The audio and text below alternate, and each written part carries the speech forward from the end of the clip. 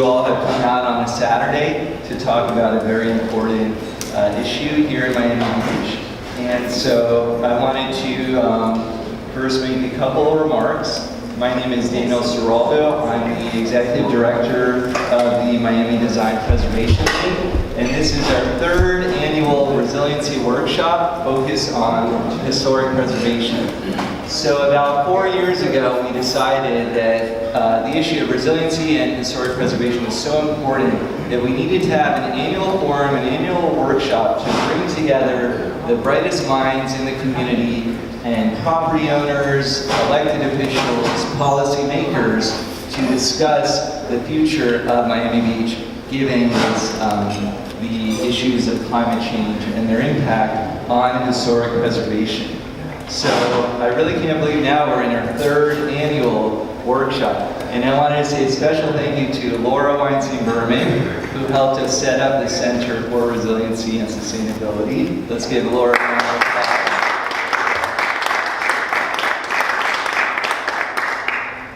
And so our plan is to do this every year to get different viewpoints and have officials from different places that are experiencing similar issues come down to Miami Beach. We're very lucky that Miami Beach is so world famous for its Art Deco that we're able to attract some really great minds, including our keynote speaker, who we'll introduce shortly.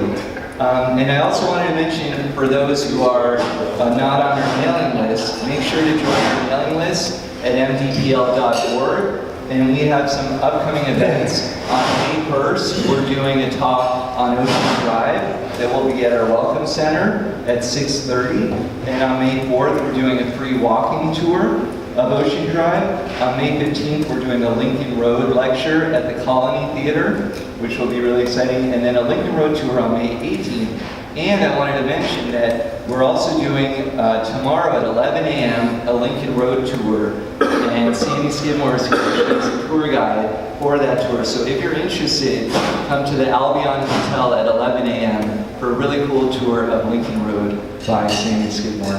We also have Jack Johnson, the chair of our board, in the audience, and many other distinguished guests. So thank you all for coming.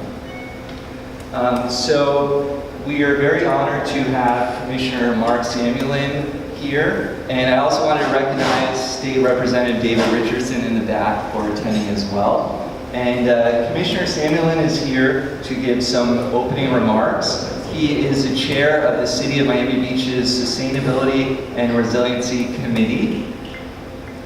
Inspiration, we were inspired by that, obviously. He was elected commissioner in November 2017 and recently completed his first year in elected office. And Commissioner Samuelian was born in Boston, Massachusetts, where his grandparents settled after immigrating to the United States. He attended public schools and was the first person in his family to earn a college degree. And he learned a lot from his parents, who worked tirelessly as hardworking small business owners for 50 years. And also, Mark has an engineering background, which we feel is very important for Miami Beach, focusing on science and data and really targeting solutions. We've heard a lot about the problems, but we're looking at what are some solutions for our city. And Mark was also one of the early founders of Miami Beach United, and we have Nancy Liebman in the audience as well, another founder we're lucky to have here. And as the chair of the Sustainability and Resiliency Committee and a member of the Finance and Citywide Projects Committee, he sponsored the Urban Land Institute's review of the city's resiliency and sustainability efforts, and other things like Ocean Drive enforcement and safety there. And he has an engineering degree cum laude from Georgia Tech and an MBA from the Wharton School of the University of Pennsylvania. So without further ado, let's welcome Commissioner Samuelian.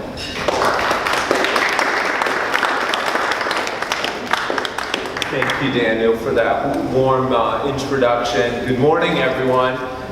What a great group to get out on a Saturday like this, and it's really my honor to be with you. We're going to talk about resiliency, a little bit particularly focused on sea level rise and flooding, and I would say it frankly was one of the main reasons I went for elected office. I saw a big complicated problem and I thought I could help a little bit. And if someone asked me how I'd spend my time and what's the thing I wake up in the morning and worry most about, this would be at the top of that list. So to be able to speak to this group today is really an honor. I just want to thank a few folks, Daniel, Laura, the whole MDPL team for putting this on. This is a fabulous event. Before I was elected, I came and had the pleasure of learning and informing myself through this event as well. I want to thank all of you for coming on a bright Saturday morning. You're part of the solution, given that you're here, and solutions come from the community, and we're all in it together, so it's great to have you. And I also want to thank our distinguished speakers. I'm just going to lay the groundwork a little bit, say some things hopefully to get the juices going, but you have some powerhouse speakers that are really going to fill up the gaps.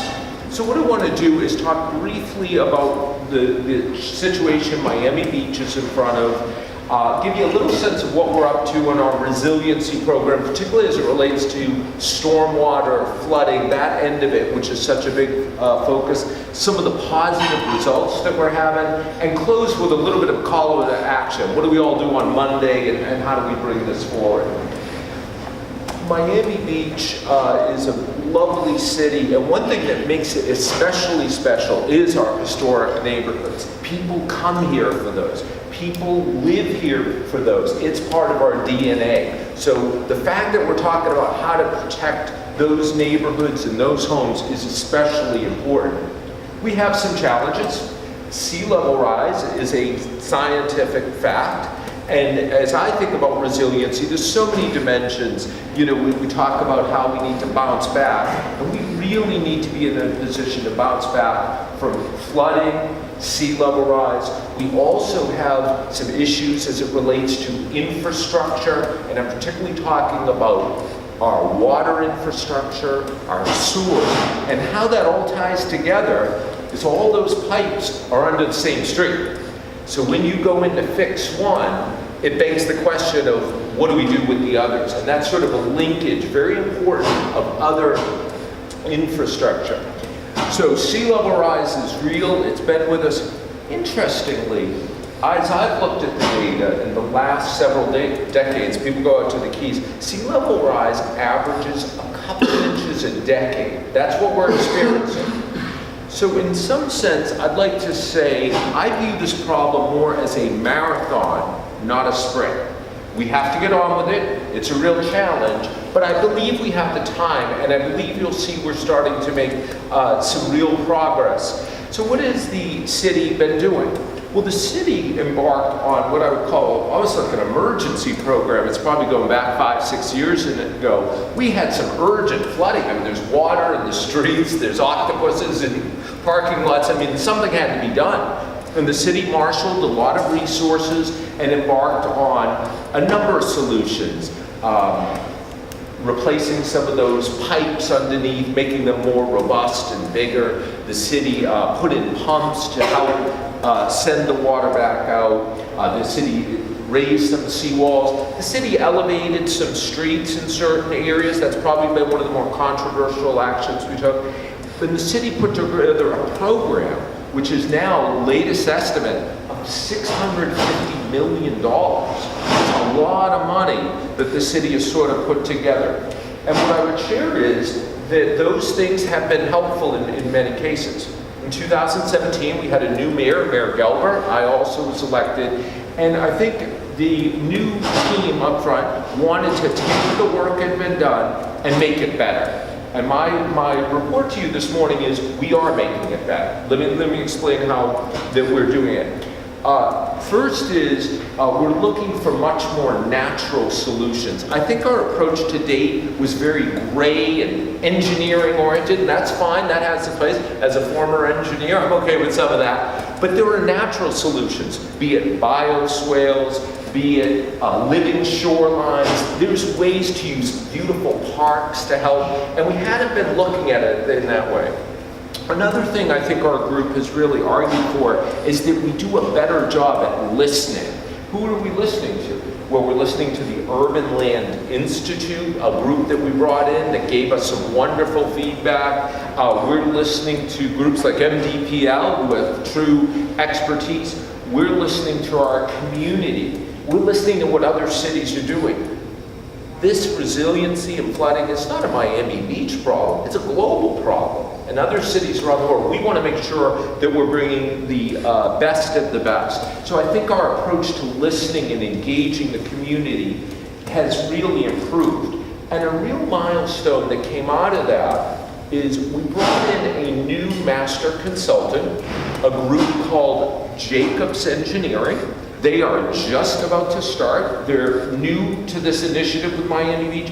They're really taking a fresh look at some of the things that we're doing. They're going to bring us ideas on the best practices. They're going to bring us more ideas on how to use natural solutions, green and blue infrastructure. They're going to take a hard look at our current policy of raising every road to a certain set level, a policy I frankly have some qualms with. And they're going to look at all this, and they're going to do it in a way that brings the community together. This is very exciting. They're one of the world's largest engineering firms, and that new work is going to be very, very positive, I think, for where we're going. With all that said, I think we're seeing some very good results. And let me try and describe a couple of, first we're honored to have Kate Bryan from FEMA here. And FEMA has a community rating system where they evaluate cities and they say, how are you doing? And this is really cool because the better you're doing as a city in your flooding management, your communication, your programs, gives a discount to the residents. Our discount, our rating this year from FEMA improved one level, and that is getting us an extra 5% off of what folks would be paying. So if you look at your bill, it's probably too high and it may be going up anyway. That's sort of out of our bailiwick. But whatever you're paying is 25% less because the city of Miami Beach earned that rating. We share that rating with just one other city in Miami area. So if you think about it, us here right on the water with all these issues, we have one of the highest ratings from an objective government source. The second thing I would share about the results, and maybe a little different than what you might see in the media, is all the positive things that came out of our recent general obligation bond, specifically related to resiliency. Back in November of 2018, the voters of Miami Beach approved $439 million in general obligation bonds, parks, public safety, and importantly, related to our topic today, infrastructure. That funding is over $100 million of funding that can help with our infrastructure program. Now, let's look at some things that happened. One, 70% of the voters of Miami Beach said we should do this. I'm not sure we get 70% of the people agree the sun's coming out tomorrow, but 70% of the people came together. That shows a degree of community buy-in and consensus. We then said, okay, the city and our residents, we want to borrow this money, but we got to go find some people willing to give us this money. Now, if you read the paper, you might say, well, I don't know, how long is Miami Beach going to be here? We're going to flood, and the world's collapsing. And yes, those challenges are real. But let's look what happened. We wanted to borrow money, the first piece being $150 million, for 25 to 30 years. That's a long time. Some bad things can happen in that time, and we really want to be aware of it. Well, the first step in that process is to go to the rating agencies. They are professionals that look at the risks of cities, S&P and Moody's being the big names. And guess what? They gave us incredibly high ratings, very strong financials, just almost at the highest level, and said that Miami Beach is a strong credit rating, and said partly because they're addressing these resiliency challenges. We then needed to go, and folks from the city actually went to New York for the folks, some of the brightest minds in the world who invest people's money. We're talking about Wall Street. We're talking about global financial markets. And they have to decide, where should they put their money? And they looked at what Miami Beach brought, and there was such high interest that the demand of people wanting in, who want to lend us money, was so extraordinary that the rate that we are going to pay is significantly lower, and we're saving millions of dollars. So the best minds in the financial world looked at our picture, looked at our story, and said they were okay In fact, they clamor to want to give Miami Beach money 25 to 30 years. That is not minimizing the challenge or problem. It's real people with an objective view, be it FEMA, the world's financial markets are looking at little old Miami Beach and saying, they may be onto something. They have valued real estate. They have financial wherewithal. They have a community that comes together. They have political will, and they have the time to address. And we are going to continue to address it, and we absolutely are going to make sure that we have positive solutions for our historic properties. And so the one specific, and I don't want to steal Alan Schumann's thunder, but we have a major project now to look at our historic neighborhoods, particularly Flamingo Park, Collins Avenue on the west side in the 20s and 30s, for new design guidelines. What do you do in an environment where you might have to elevate some things that may be coming? You've got water coming in. Do you look differently at your first floor? Do you provide some flexibility for enhancements? I don't know what all those answers are. That's not my background, but I'm proud that we have folks like Alan and others who are going to be looking. So there is a specific project, and I hope he will touch a little bit on that. So with that said, you know, where do we go from here? One, you've got a great day ahead of you. I think it's going to be a wonderful, wonderful learning experience. You'll be part of it.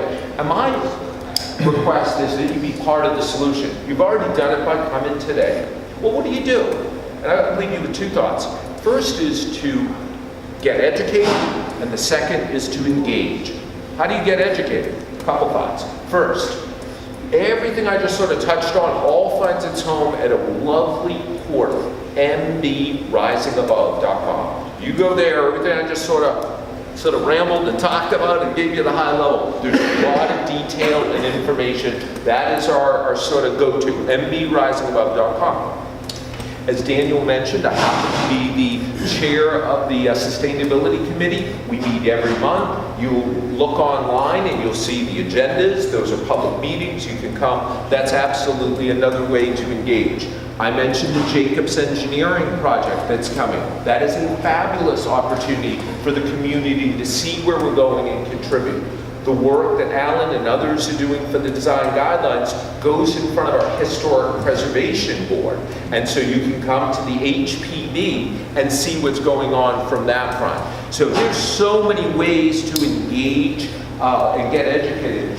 And then I would encourage you to engage not only at the local front, but also at the state and federal level. Next time you see our Congresswoman, I think so highly of Congresswoman Donna Shalala, you gotta say, hey, we really could use some help from the federal government. Next time you're talking with State Rep Commissioner Grieco or Jason Pizzo, our state senator, say, boy, are you guys up there pitching for Miami Beach? We need help. This is not a Miami Beach problem. It is a global problem. We need state help. I'm hopeful the new state administration, they finally have now announced a resiliency office up in Tallahassee. I'm hopeful they will, but we need to advocate. We'll do our part, but they'll be listening to the community. I just sort of want to wrap up with the following. A few years ago, I had the opportunity, maybe many of you did, to go to the 100-year centennial for Miami Beach. It was a wonderful event. And while sea level rise and resilient challenges are real, we are absolutely on the case, and I'm very optimistic that our city may look a little different down the road, but there'll be a lot of folks enjoying our next centennial. Thank you very much.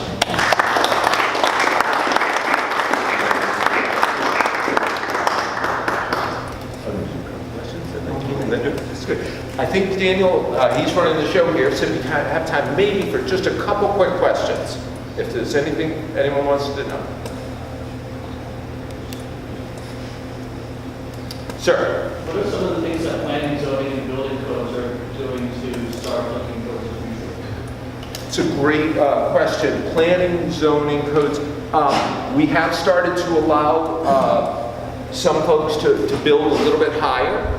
We've started to make some adjustments for that. I think that's been important. I think we're going to look for some specific recommendations from these design guidelines for historic properties. We might need to be a little more nimble because those are such valued assets.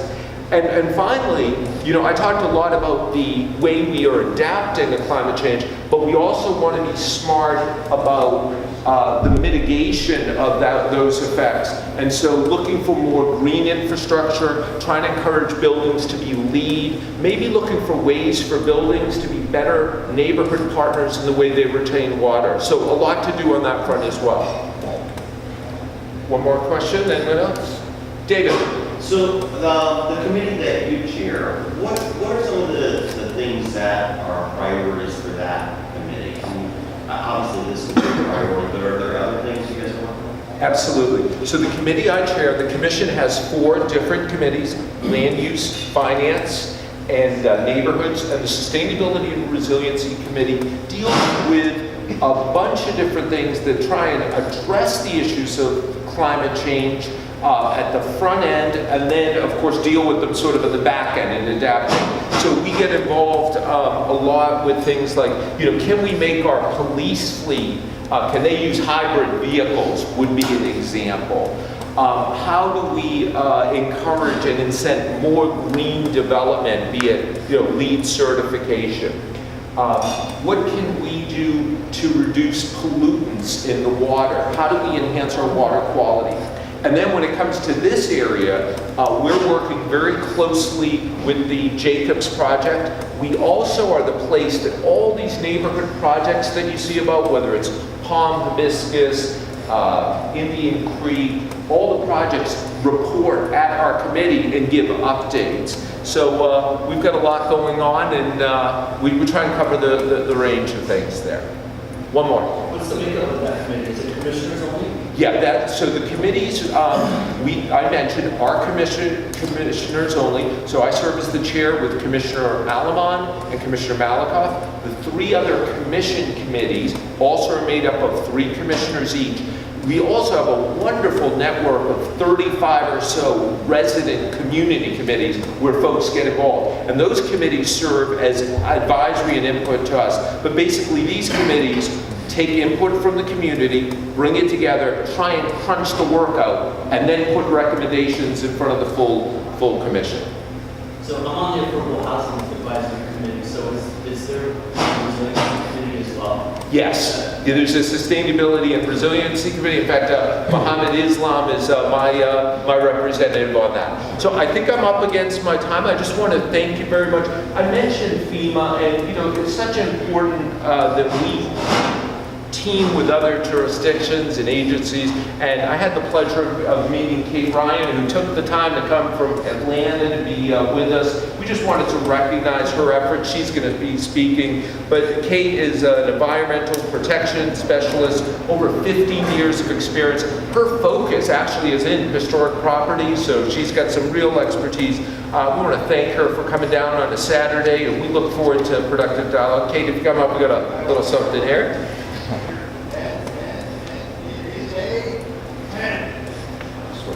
Thank you so much.